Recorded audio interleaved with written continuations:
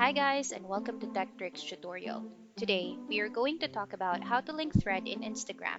This is a step-by-step guide to follow easily, and if you find this tutorial helpful, please don't forget to hit the like and subscribe button. And now let's dive right in. So first things first, what we're going to do is to simply open our Play Store here in our mobile device if you're an Android user. And if you are an iOS user, then you could also download it in your App Store.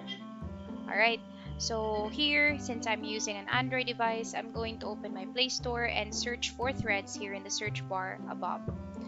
After which, when we have searched for threads, I'm going to simply open it. But if you don't have the application yet, simply download the application. And then here below, under the login options, you can actually log in with your Instagram account. So that's how you link thread in Instagram. It's already automatically um, linked to your Instagram if you are logging in with your Instagram account, basically. And that's about it for today's video, guys. I hope you find this tutorial helpful and thank you so much for watching. Hope to see you in the next one. Bye!